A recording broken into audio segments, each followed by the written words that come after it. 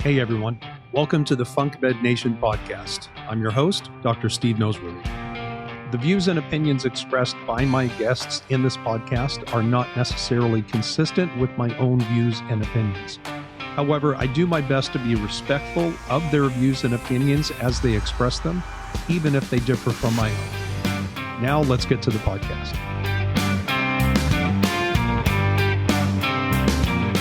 Hey guys, Dr. Noseworthy here. Before we get started with the interview, I want to say a few things about my two guests today, who are Dr. Rob Melillo and Dr. Peter Scire. I'm just going to read you from Dr. Melillo's website to give you a little bit about his background, and we'll talk about how he and Dr. Scire have worked together for many, many years. But in 2004, Dr. Melillo published Neurobehavioral Disorders of Childhood, an Evolutionary Perspective, which was a working theory textbook on developmental disabilities. And this book continues to be utilized at both a graduate and undergraduate level in universities around the world. Dr. Melillo's best-selling book in 2009, called Disconnected Kids, catapulted him to national prominence, and greeted with overwhelming positive response. The thesis of that book serves as the foundation for the work being done at brain balance centers around the country. And we're talking today about the third edition of his book, Disconnected Kids. Now, he's got a very rich background as an author, a researcher, a clinician, an entrepreneur, and so we'll just leave it there as his introduction. Dr. Peter Scire, you may recognize his name. I did a two-part interview with him not long ago where we talked about something called immunoception, which is a subcomponent of a larger concept of the brain called interoception.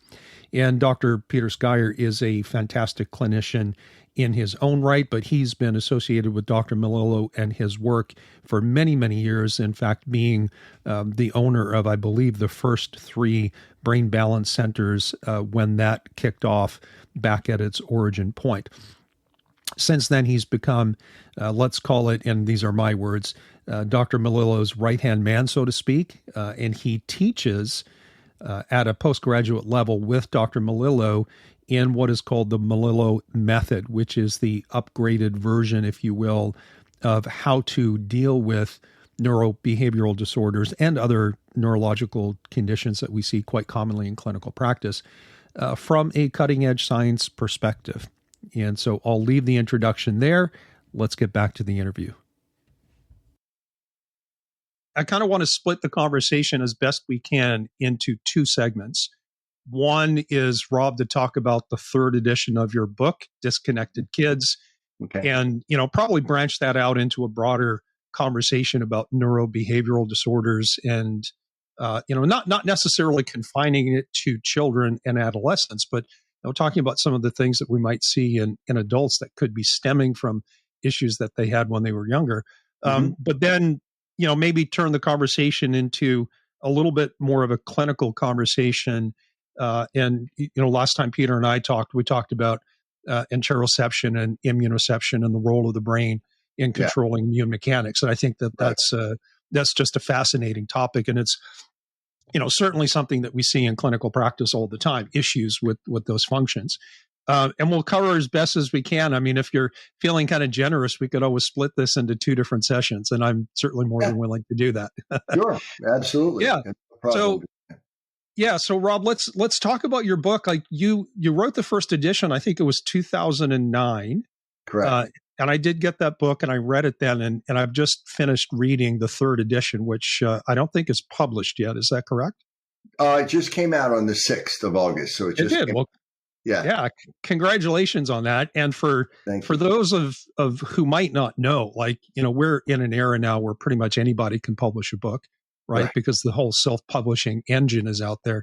But it's another thing to be picked up by a publishing house. That's, I think, a lot harder than it was 20 years ago. And the fact that you are published by an actual publisher and now you're on your third edition, I think speaks volumes to the quality of the work as well as the value that you bring to families that are struggling with kids and family members that have neurobehavioral disorders.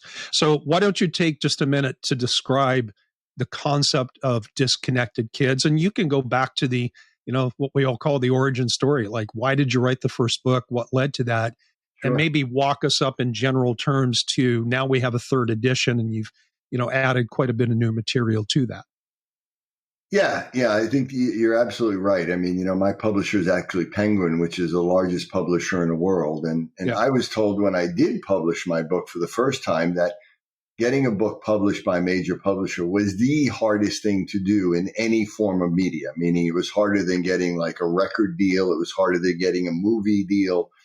It is, and it's even harder now, especially for for fiction. But yeah, so, and this is actually my third edition of this book. And then I have 3 other books with Penguin. So, it's been really blessed that I have that. And also the book is translated into 18 languages around the world. And so, it really all started with when I was working, teaching neurology and doing my neuro stuff. And, I was working a lot with adults, and we were, it was the early 90s, and in the 90s was a decade of the brain, according to Bill Clinton's declaration. And so all this new research was coming out, and I was really immersed in it because I was teaching it and I was starting to do some brain research. And, the idea of looking at the way the brain develops and how it works and how it connects and communicates, and the idea of functional connectivity really became a thing then. And the idea that there weren't really single lesions in the brain and that there weren't really a lot of genetic mutations going on, but that really there were just problems with the way that the brain was communicating, the way networks were connecting and communicating with one another. And something was disrupting that. And it wasn't completely clear what that was or how it happened, but it was more and more clear that that was it. And with new imaging techniques like fMRI and PET scan and SPECT scans and magnetoencephalography and better ways of like looking at EEG, became ways of measuring it. So we could kind of see that. And so that was really informing a lot of what we were doing, and really the rehab component of how do you change that. And we started also understanding the differences between the right and the left hemisphere and how that regulates parts of the body. And initially, it was really just looking at musculoskeletal and maybe some autonomic functions, but not really looking at a lot of behavior and cognitive abilities and right. Personality and emotional regulation. It was much more simplistic. Yeah. But then I came home one day, and this was in 1995, and so I've been doing the neurodiplomate thing for, almost 10 years and, really doing high level rehab, but mostly working with adults and adolescents at the time. And there was a young woman there at my kitchen table crying, and my wife introduced me, and she was a mom of a kid with ADHD, and she was really struggling, and she was looking for something to help her. She had tried everything. She started a big group of parents and teachers. And so my wife suggested that, maybe she wanted to talk to me because I knew a lot about the brain, but I knew a lot about other stuff like nutrition and diet and other things. And so, I met this woman, and, my wife really kind of said to me, I think you're supposed to help her in some way. And I don't know why. And then a couple of days later, I went, and my older son, it was his first parent teacher meeting, and it was first grade. And I walk in, and the teacher says, I think your son has ADHD. And so I saw that in my mind. At first, I felt like other parents, first I felt embarrassed as a professional who's supposed to know a lot about neurology and the brain, and I didn't really know what ADHD was. As most parents, I felt like, well, maybe I'm to blame because I'm working so much and not home and lecturing on weekends. But I also had a question that popped into my head, which is, well, what is it? What is ADHD? What is actually happening in the brain? And I went out and asked every expert that I could find, pediatricians, pediatric neurologists, psychologists, neuropsychologists, and none of them could answer that question for me. But all of them would tell me that I couldn't do anything about it anyway. So I was kind of like, okay, you just told me you don't know what it is, but you're absolutely sure you can't change it. So that's when I really dove into and immersed myself into the research, and really became kind of an obsession to me. And I, really compiled every piece of paper and data, and I went to the libraries, and, I eventually turned that into a book that I published in 2004, which was my first textbook, called Neurobehavioral Disorders of Childhood and Evolutionary Perspective, which was, a 500-page textbook that I had actually handwritten 1,300 pages with over 4,000 references at that point. So I really kind of knew what I was talking about, but also along the way, I had developed a program of how to not only help my son and this other woman's son, but many, many other children. And it's really been a lifelong journey of really trying to understand more and more and more. And, and we'll never understand everything about the brain, but there's, a lot more to understand and more tools and what to do. And that kind of eventually led me to put together Disconnected Kids, which was a book for the lay population to try to put this information in the hands of parents so that other people that I couldn't reach through my practice, or that other doctors that I was training couldn't reach, could actually have something that they could use at home.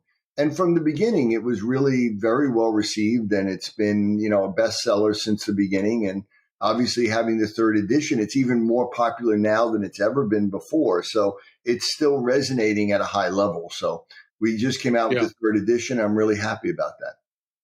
So was it the compilation of additional research and just a reflection of your own ongoing learning process that led you to go, I need to add more stuff? Yeah, pretty much. I mean, it's a combination of, publishers, if a book is selling well, they know that, okay, at a certain point, we need to freshen this up, at a certain point, like, let's say you're 5 years in and people are still demanding it, we should actually come out with probably a new edition. Otherwise, some of this information might be getting stale, especially if they know that the person doing it is involved in research and is trying to move forward. But then also, it was partly that I have been doing, a ton of research over the last few years, and especially my most productive years clinically and research wise really has been, since COVID and beyond. And so, for the past 5-6 years, we've come out with a lot of new research. And so we wanted to include that because we needed to update it, and in the area of the immune system and, how the brain regulates the immune system and how that relates to those issues. There's a lot of new information on that. So it was a combination of, there's a lot of new information, published a lot of research, but also, at a certain point, you need to kind of update things. And so when you do a new edition, it's got to be at least 25% new material. And we have more than that. We have probably 30-40% new material in this book. Yeah. Do you look back at the first edition and kind of shake your head? Like, what was I thinking? Or, if I could write that book with my knowledge today, would you have done it differently? To be honest with you, no. I look back and sometimes I say, how the hell did I write this book? Because I think it was so ahead of its time, really, that now it's actually coming into it. And that's why, and I really had the opportunity to do that, because when you write a second edition or a third edition, you have to go back and reread everything that you wrote. And after a while, you get sick of reading your own books over and over and over for editing purposes and all of that. And so you really get a chance with fresh eyes to go back and say, hey, would I really? And to be honest with you, no, all I see is that, wow, there's so much more I'd want to add to this and clarify it more and be more specific. But there's nothing that I look back and I go, oh, I shouldn't have done that, or I wish I did that differently. I just look at it now like, okay, now we definitely need to update this. But, I think it was relevant now, and it's relevant, and, it was relevant then. So I really just feel like, we just updated it. That's all we need to do. Yeah. Peter, let me toss you a question and get you involved in the conversation. Like, if we kind of pivot off the concept of disconnection, which, Rob, I think you explained very well from a neuro standpoint. It seems to me that there's a disconnection between what's published in the research and what scientists know about how the brain works and what clinicians know and what they can, perceive in clinical practice. And then there's a big gap between those things and what parents understand.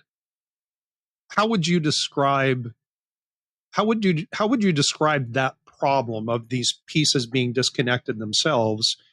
And then how do you think the work that you've done with Rob and you've done in your own practice starts to put those pieces together? We'll be back after a quick break. Hey guys, thanks for listening and being a loyal subscriber. Wanted to let you know about several important resources that you have available to you as listeners to the Inflammation Nation podcast. The first is my lab shop. The link is in the episode description, and this is a place where you can get access to the very same tests that I use in my clinical practice with all of my personal coaching clients. You don't need a prescription, and the system is set up so that my listeners can access quality labs at direct-to-lab pricing. The second resource is a list of learning courses that I offer for very reasonable prices through my main website. I have courses on gut health, detox, and several that are related to thyroid and Hashimoto's. If you're a true do-it-yourselfer, you need to check these out. They're consumer-friendly versions of the topics that I teach to doctors in my doctor-only functional medicine seminars. The link to the course list is also in the description. And finally, the third resource is me. Even though I'm involved in many different projects, I'm still accepting new clients. Having said that, I do limit the number of people I take on as clients every month so that I can give everyone the level of personal attention that they deserve. So if you have a health issue that you haven't been able to solve on your own or with your current provider team, you can use the link in the episode description or the contact form on my website to email me directly and let me know that you want to schedule an appointment. My initial consultation is an hour long, and it's designed to help me understand the scope and nature of your problems and to make sure that we're a good fit for each other. And finally, make sure you subscribe to the podcast and hit the notification bell so that you know when new episodes drop. Thanks for being a loyal listener, and now back to the podcast.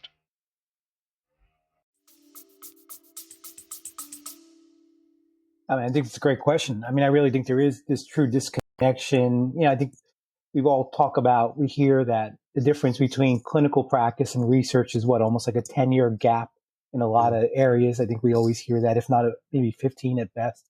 So I think, for me, who was someone who originally started doing Rob's work early on, I was one of his early adopters of his work, would go out and do lay lectures to the public. And, at the time we were just relying on some research papers that were coming out like in the 80s and the 90s in the decade of the brain.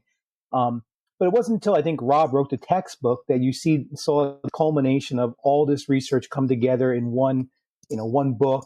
And then, at the same time when he wrote the book, there was very specific research groups that were actually doing some really good work in the field of ADHD and autism, specifically like Marcel Just's group from Carnegie Mellon. And then you had Eric Krasage and you had Uta Furt.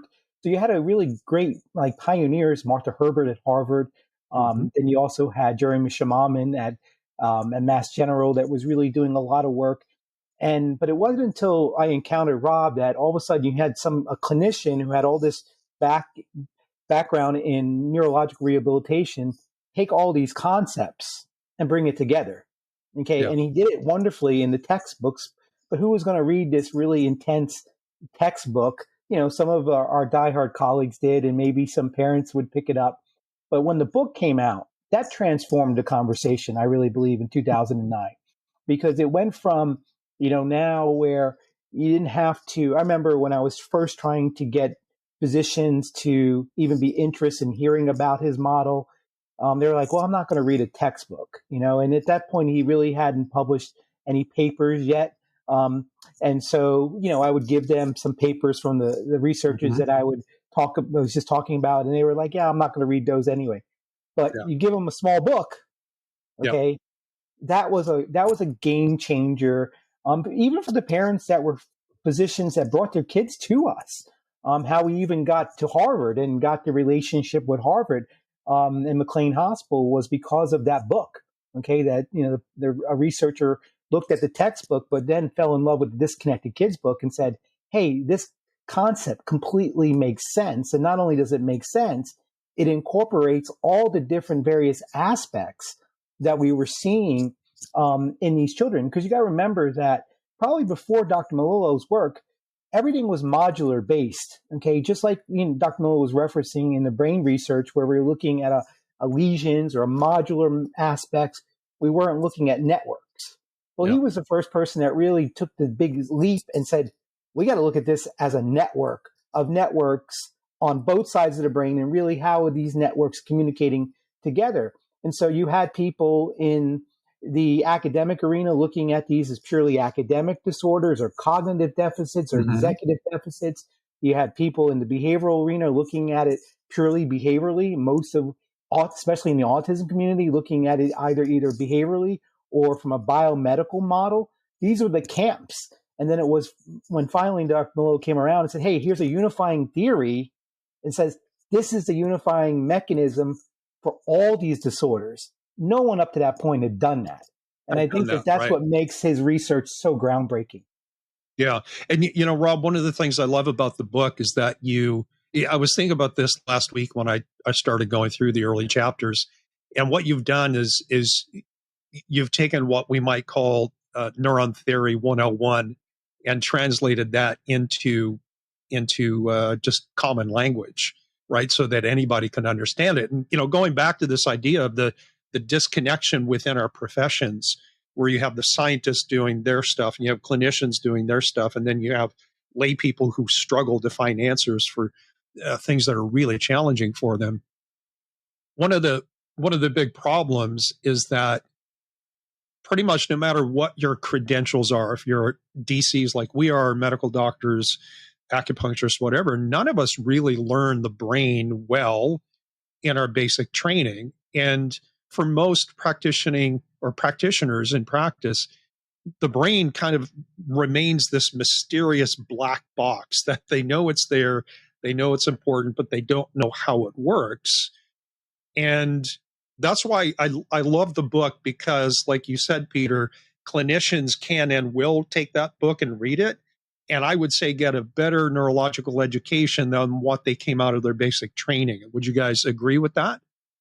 Absolutely. I agree. The early chapters of the book, he did a marvelous job, not only explaining the foundation of his principles, the 10 principles of the functional disconnection, but in an earlier chapter, he really goes into the neurology behind brain asymmetry, and then talking about how our sensory systems and how it's connected to the left brain versus the right brain. So I think for us, a lot of times we would have our parents, our dads. I always say in interviews that, dads would only say, hey, read these 30 pages. These are the most important pages of the book. If you read them, you'll get the fundamental, what's the problem? And then really ultimately, how are we going to fix it? How are we going to address it? Right. Yeah. Yeah. I think, as you said, Steve, the combination of someone who does really, high level research, that really is a researcher, someone that's a clinician, those two things, you don't see a lot of that really coming together. You kind of see one or the other. And, and you can obviously see value of being able to have both. But then being able to turn that into also, how do you explain this to the lay population so that they can understand it and they can use it? And those three things really, for me, I from a very early point, that was my intention, that I wanted to be good at all of those things. And it's taken a lot of work. I mean, that's why, I've been doing this for over 35 years and I'm still working at it all the time. And teaching was part of that. And it still is part of it, because teaching helps to really tie it all together as well. So, all of it, from a standpoint of, learning stuff. And as you said, I think the biggest thing right now for me is that very few people really know the brain from a functional perspective, really at all. Even, the average neurologist doesn't know it at all. the average even neurosurgeon. They may know some anatomy, but, and so that's the thing for me, because, when I see patients and they come from all over the world and people that have been almost everywhere, first thing I ask them, has anybody ever tried to explain to you what's happening in your child's brain or in your brain? And the answer is always 100% of the time, no. Yep. And, if I ask them, why do you think that is? They're smart enough to say, well, they probably don't know. And I'm like, you're right. They don't know. And so to me, that's where it starts. That was my first question, was what's happening in my son's brain, right? Yeah. And because how am I going to change it? Can I change it? And until that's answered. And so really, this has been a lifelong journey to try to understand that at the deepest level and really have a working knowledge so that it's what I do every day, all day. And if you were in our office, even my staff, all day, every day, we have pictures of the brain. We're talking about Brodmann areas. We're talking about different parts of the neuroanatomy. We're talking about right brain and left brain functions. And it's what we do. And that's the only way to master anything, is when it becomes part of what you do every day. It becomes a habit.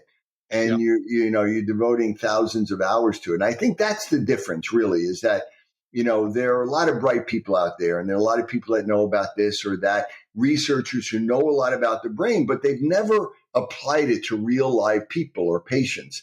You have doctors that know clinically what to do, and they have good instincts, but they really don't understand what they're doing. You have people in the biomedical world that understand, the body and the metabolism and the immune system, but really don't understand the interaction between the brain and the gut, and people in the psychology. So like Peter said, they're very compartmentalized, and I've really devoted my career to try to really bring it all together. And I think that's what makes the difference. But when you put the book together in all of the editions, somewhere along the way, you chose not to simply write an informational book, but you wrote it in such a way to give people, parents of children with neurobehavioral disorders, some actual tools. You have checklists, you have inventories, you have exercises. And so essentially what you did was you equipped the do-it-yourselfers with basic information that they don't have to fly halfway around the world to see you unless they feel like they want to.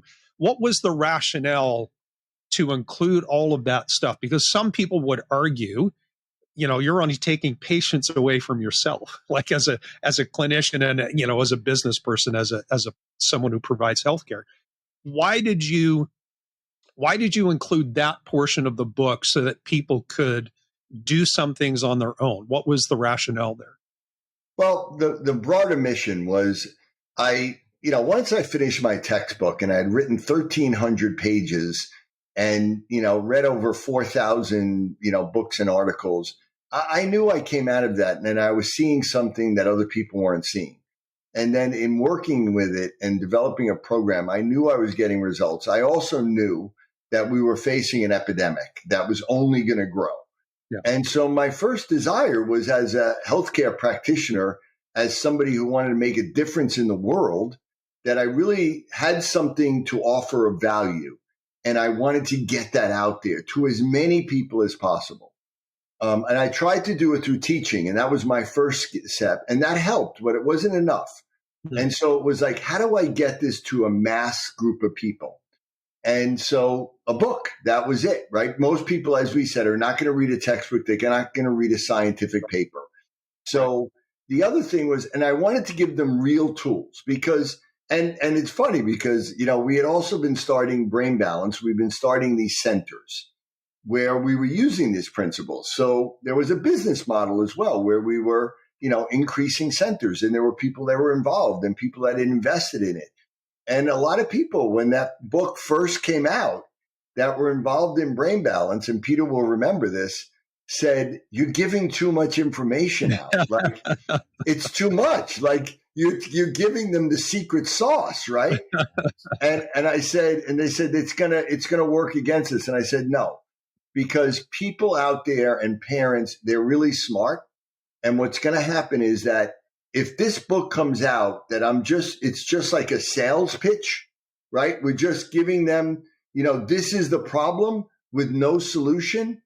we're going to lose people. They're going to believe that this is just like bullshit. They're not going to believe you for real.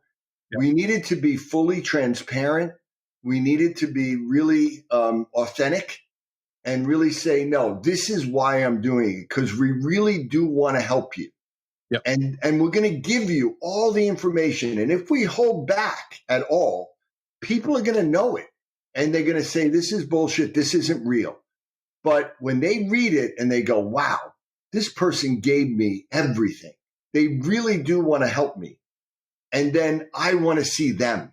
I want to do more, because they're still not going to be 100% confident that they're going to read through it and be able to do it. I really wanted them to, but I also knew that it would actually build confidence and credibility at a level that was more important than anything. And that would gravitate into people coming into the center. And to this day, in brain balance centers and even in my practice, the number one driver is absolutely the book because of that. Sure. And that's because we did not hold back and because we gave them real results. And I think that was, and that wasn't easy, because there was some conflict in the beginning over that, and not everybody agreed. But my instincts, I think, were right. Yeah, no, I think you were spot on with that. Now, Peter, if I remember your story, you owned the first 2, perhaps even 3 brain balance centers. The first 3 that were ever built. And we started them together in Atlanta, and so I remember that day when Rob, told me we were writing his book, and he thought it was just going to really help the centers, but there was a lot of pushback from some of the earlier owners at the time that it was going to take away from the centers, and it did completely the opposite. Like Dr. Melillo said, it drove families to our centers. They became much more educated. So on the front end of coming into a center for an evaluation, they were so much more equipped to understand where we're coming from. Because again, here we were changing the paradigm here. Okay. I mean, again, for the last 20 some odd years of his work, we're going against the grain. I mean, we're talking about, behavioral model being the dominant model in these disorders, and then the pharmaceutical model. Okay. So here you are being faced against 2 big groups for that people have been told, oh, this is the way, the drug model is the way, or the behavioral way. And so to transition them to this whole concept and to be able to simply, go from like the idea that he wrote this functional disconnection syndrome to simply just say, hey, this is a brain imbalance. Okay. That literally one side of your child's brain is developing at a faster rate and one side of the brain is developing at a slower rate. And the goal of our therapy is not to enhance the more advanced side. It's actually to bring up the slower developing side to merge and integrate with the other side of the brain. That was a concept that parents got and then educators got. We would go and we'd do, I can't tell you how many times in early years of when the first edition came out, I'd call Dr. Melillo up and say, hey, I just got asked to do a workshop at a school. I had several counties here in Georgia that brought me in and had me do continuing ed for their education all around the book. And what we would do is we would supply the whole elementary school with boxes of the book for every teacher, the principal. They all loved it. And then it just made its way from there to the psychologist, to the school psychologist. It just opened up doors that I think that initially we never thought it would. And to this day, it's doing that. And I think the best thing about this edition is that the first edition was the model of what he was doing and what we were doing in the centers. The second edition, he was able to publish and put in some of the research that came from the brain balance centers at the time. The new edition, what makes it, I think, so unique is that no longer does Dr. Melillo have to just stand on the work of others. He can stand on the work of his. And he won't say that, but the reality of it is that he's posted, published so many papers over the last 2 to 3 years for his PhD on primitive reflexes.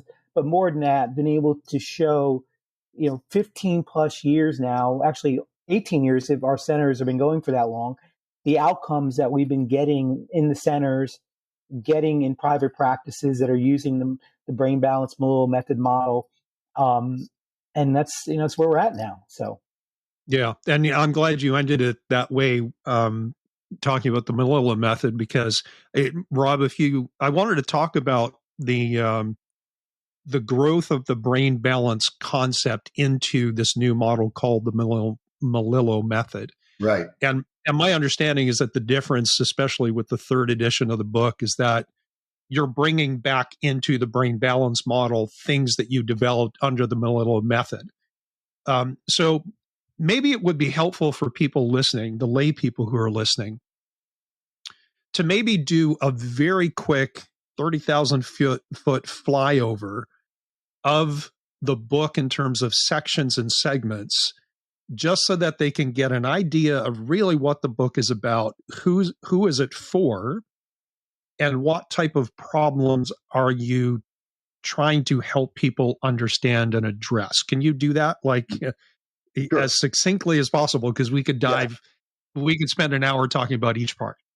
Yeah, the book was really written initially with parents in mind. And it was directed and geared towards, children from, ages of, let's say, 4 or 5 up to, 18, 19, 20. And it was really at the time directed towards a lot of the kids that were like my kids, right? Who were pretty high functioning, that were diagnosed with, let's say, ADHD, maybe mild autism, but also learning disabilities, dyslexia. And it was about, trying to help those kids. And initially, I wanted to keep it pretty simple. And using the principles of the functional disconnection, try to keep it very low tech and very simple, and really make it something that was really affordable, that you didn't have to use expensive equipment. Keep it more in kind of an academic education world. And even as we built the business, we didn't want it to be in the healthcare world. We wanted it to be really more special education, like academics, and not use, highly trained healthcare professionals. So it wasn't a healthcare model, and it was really designed to use some of the scientific principles to change the brain, but really geared towards kids and higher functioning kids, and, using very simplistic ways. But as we were getting more and more results, we'd get parents that would come to us and say, well, my child doesn't speak and they're autistic and their behavior is really difficult and they're really aggressive, or they have a genetic disorder, or they have a brain injury, or, what about my kids that have all these other metabolic issues going on? Or what about my adult kid now that is 30 years old and they're suffering? Or what about, my child that's 35 and has bipolar disorder or schizophrenia? And, that was completely outside of the realm of what I created in the brain balance model and the brain balance programming. But it was something that I ultimately always wanted to have an impact on. And so the Melillo method was the evolution of that. And it's really a completely different model. I mean, if you come into my office and my clinic, it's completely different than if you go into a brain balance center. They're completely different models. For me, they're completely different kind of patient population. Most of what we work with in my practice is really non-speaking autistics of all different age groups, or genetic disorders, or brain injury, or adults with things like bipolar, anxiety, schizophrenia. We work with infants, and we use really high-tech stuff like the cutting-edge tools. And it's all healthcare practitioners. And it's a much more sophisticated model. It's a much more costly model. And but we're trying to really say, okay, what do we do now with the most difficult problems in the world that nobody really can work with at this point, and kids and people that are violent and aggressive. And so that's the model I've created, and that's where the Melillo method comes into play, using a lot of lab work, a lot of things that Peter's put together, really sophisticated ways of looking at labs in a really, functional neuroimmunological way. And, these are things that have nothing to do with brain balance. So a lot of the underlying science is similar, but the way that we've evolved into it and what we've evolved into with the Melillo method is very different. than what we really go through in that book. But we've incorporated a lot of that new information. Even the way we handle some of the things we handled before, like primitive reflexes, is completely different than what we did before and much, much more effective. Right. So I think what I'm hearing, and I love what I'm hearing, because if you look at all of these neurobehavioral disorders on a scale and a spectrum, if you have an astute parent who can pick up on the earliest changes that might signal an underlying imbalance in how the two sides of the brain are developing, they could use your book, do their own work, right? Do their homework and remediate their child and never have to go see a specialist. Right. Right. But then you do have these nonverbal autistic children, and you do have adults who had brain imbalances that were never resolved, that have sometimes neuropsychiatric issues. Those are much more complicated and complex problems that require a more complex and complicated model and specialized knowledge and expertise. So you've really kind of played both ends, right? You've got the do-it-yourselfer who's proactive and can take a book and translate that into something that's really going to make a difference on their own. And then you have all the way up to the point now, it's not just that you've added this to the book and you've developed this method. Now you're teaching clinicians, and both of you guys are doing that, right? The whole Melillo method certification. So because I know, Rob, you've got 15 minutes before you've got to go. And I would love to schedule another chat because, like I said, I could talk about this stuff for hours. But can you talk a little bit about the clinician certification and training? Like, how does that deliver? What could a clinician expect when they went through that training? Yeah. So, I think my evolution has always been, to get deeper and deeper and deeper and deeper. And for me, I learned early on when I started talking about, even when I was, first writing my textbook and I started working with kids and I started lecturing to parents. I remember the first lecture I gave was terrible. I mean, I remember one of my staff members, I came and I thought it was great, of course. And I said, what'd you think? And they said, well, I don't know if they understood most of the words that you used. Yeah. And I said, like, what words? Like, I use simple words. They're like, what did I use? I didn't. And they said, well, even like cognition, most people don't know what that means. I'm like, oh, okay. And so it was something, I really worked hard at. And I kind of knew, Einstein said that the ultimate sophistication is simplicity. And I knew that, the only way to really explain it simple is that you really have to know it. I mean, you have to own it for you to take the most complex concepts in all of neuroscience and maybe in all of science. When you talk about how the brain works, it doesn't get much more complex. And you really need to understand it at the highest level to be able to really understand what you need to do. But you also need to understand it at the highest level to try to really make it simple. I mean, we all know people, and I won't mention names or anything, who purposely go out there and speak in super sophisticated terms that nobody understands what the hell they're saying. And people are like, wow, that guy's really smart, right? But to me, when anybody has to talk like that, it's because they really don't know it, right? They really don't know it that well. And so all of this has been part of that. In my course, it's where I can really try to go nuts, meaning where I can really get deep into it with people and an audience. Listen, I'd love to sit in front of an audience that has 10,000 people or 5,000. But the fact is, for really sophisticated information, you're going to have a smaller audience that's more sophisticated, right? Right. And they're going to really appreciate it. And we get these people that my wife, likes to refer to us as your neuro nerd friends, that we get together and we want to nerd out, like really at the deepest level, right? And Peter's been doing that with the immune world now.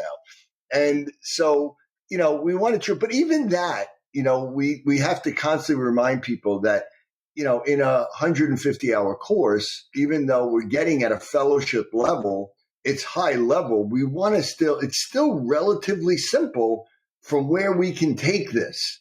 And there's, a lot more steps and there's a lot more training that can go on, but we're trying to give people really good understanding, working knowledge of the brain. But, and that's really where we've been at over the past few years. It's 10 modules and it really cuts on looking at specific conditions, but at the same time, building a really good working knowledge of the brain and the nervous system and the immune system and the interaction. And we give people real tools about how to go out there. And we have parents that take the course and actually can go through it and even become certified. But, it's really something that is meant to give people really high level tools to be able to go out there and really make a big impact. But there's a lot of other levels that it can get to. Yeah. Yeah. And I'm thinking just with the 10 minutes we have left before you have to go, instead of diving into the clinician side of things, let's keep it on the layperson side. Peter, with all of your experience, and I know that you've worked both with the brain balance model and now obviously the Melillo method model. It's hard to say. What are some of the common patterns that you see when you evaluate a child that is somewhere on that spectrum, ranging from attention deficit, whatever, to really complicated autistic type behaviors? What are some of the commonalities you see in terms of left-right brain functionality that need to be remediated? Sure. Primary number one is the primitive reflexes. You're going to see them. Okay, you're going. All right, so let me just pause you there and say, let's define that, because let's just assume whoever's listening has no idea what that is.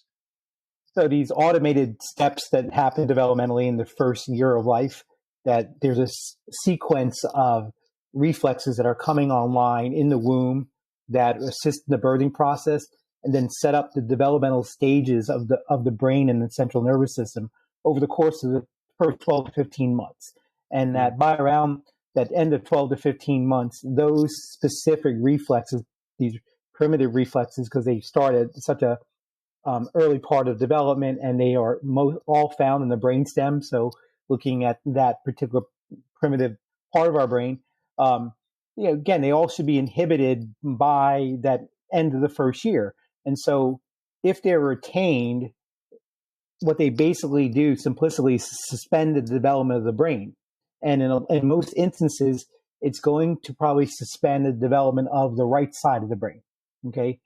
So when we look at children that have symptoms of inattention or hyperactivity or any type of obsessive compulsive or motor tics or even Tourette's, social pragmatic type of problems where they have social communication issue, or as they age up, they don't necessarily have what we call pragmatic language, or the conversational aspect of language. They may actually speak and use vocabulary and spell really well because of the bias of the left brain, but in terms of understanding language or comprehending language, which is a primary skill of the right brain.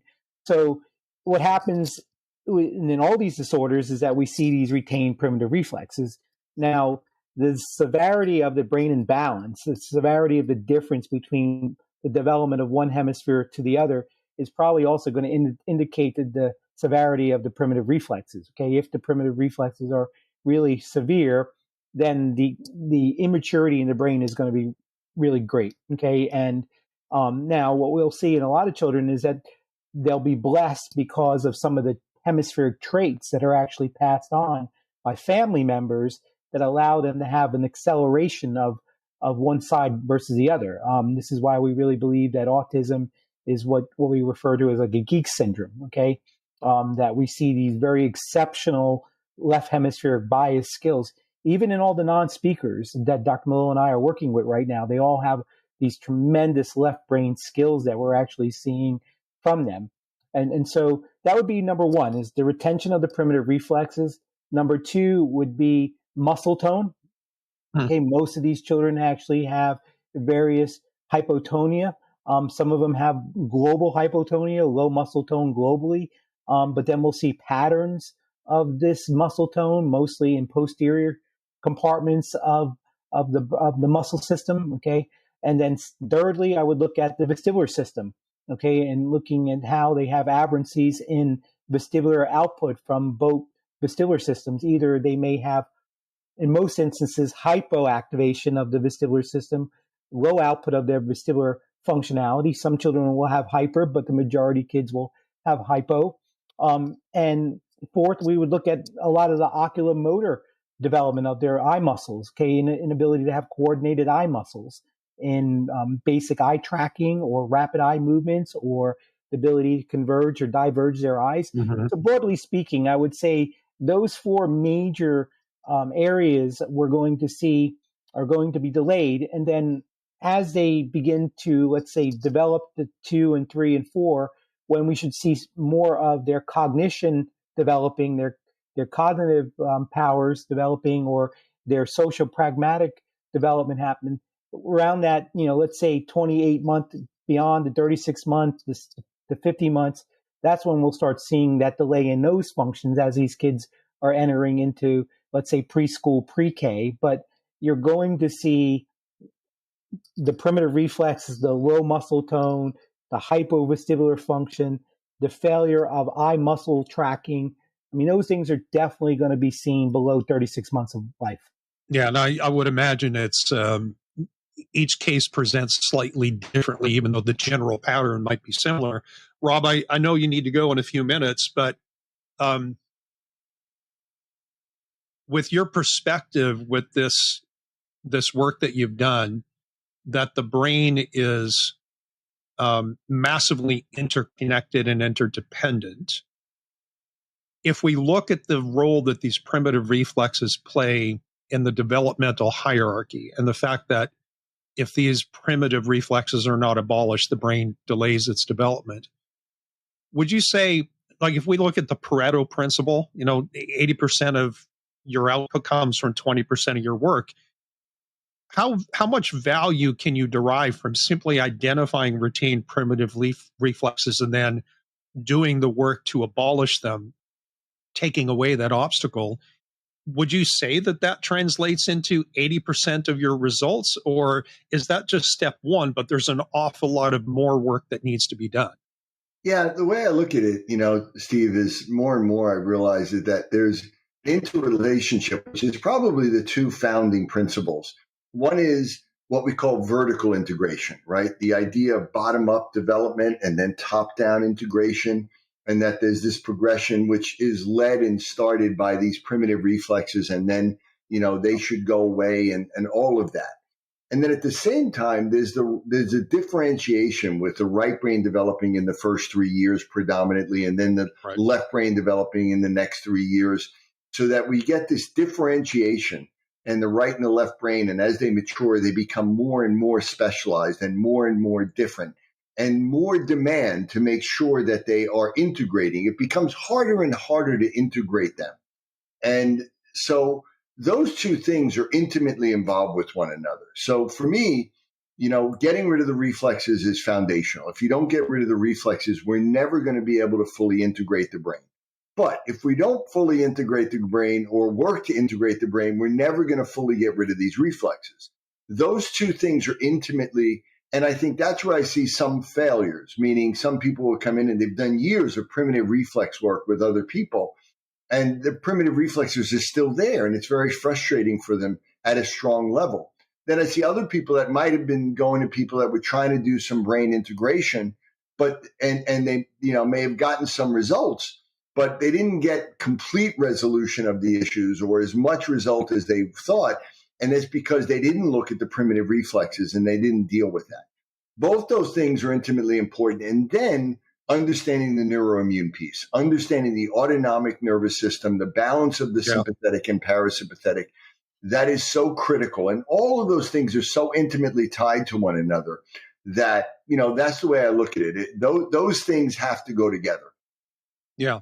And so just to maybe encapsulate, on the therapeutic side, the most successful approach is multimodal, right? It's not just doing the exercises to get rid of the primitive reflex. It might be harnessing the potential of light or sound or movement or even cognitive challenges, right? So it's not just one thing. Yeah, and doing it all together, right? Because the whole thing, the brain works and networks work in simultaneity, meaning that things have to happen simultaneously. All these things have to happen together, which is one of the things I think that was unique that I brought to this was the idea of co-activation, or what we called same time integration in the book, meaning that it wasn't just about doing eye exercises or light stimulation or sound or smell or movement or cognitive. It was about doing all of them together in a very specific directed way. Not just generally stimulating, but really trying to activate certain things and inhibit others, but doing it all together. That is also a critical piece. Yeah. And again, I want to honor your time commitments. How much hope is there for parents of children who have these neurobehavioral challenges? And how much hope is there for an adult who may have had these challenges unresolved for decades? I think there's great hope. I mean, that's what we show every day. I mean, we'll do 10,000 office visits this year in my one office, and we're opening up another office in New York City because, the demand is so great because the results are so great. People aren't flying all over the world and coming to see us at that level if we're not getting really big changes. Right. And so we see it every day, and we've proven it now in the research as well. I think hope is great as long as people start learning this stuff and waking up. And, we're stuck in these old models. There's a great paper recently that I just went through. I just did an IAFNR lecture the other day, and I talked about how this paper came out. Really, we can talk about it next time. It's so cool. The relationship between hypermobility and loss of and underdevelopment of proprioception, and how that relates to emotional feelings and interoception and neurodivergence, right? It was really fascinating. But what they say in it is that, traditional medicine is a blunt instrument, and traditional psychology, cognitive behavioral therapy. And this is from, the Journal of the Royal Academy of London. This is one of the most prestigious journals in the world. And they're saying that, understanding these things, we need to understand it at a refined level, because right now, all those other tools right now are blunt instruments. And unless we understand this and start to adopt these things, which, we're fighting traditional medicine, traditional pharma, traditional education, traditional psychiatry and psychology. If these things become adopted and people really, move forward, I think there's tremendous hope to really stop this progression of these epidemics and change things and really impact mental health in a huge way. And if we don't, it's just going to get worse and worse and worse, and it's going to be devastating. Yeah, which is why it's so important to get the message out that there are answers, you can get results, and as a result, you can restore hope that your quality of life can be something that's worthwhile. Absolutely. Yeah. Peter, any final words? I think he did a great job summarizing it, so we're good. Yeah. All right, I'll reach out to you guys, and we'll set something up, and we'll record part 2. And I feel like we just got it started rolling on the really nerdy, cool stuff that we all love. So let's make some time to come back and finish that conversation off. Thank you, guys. I really, truly appreciate your time. All right, Steve. Thank you, buddy. It was great. Okay. Thank you. Talk soon. Bye. Bye.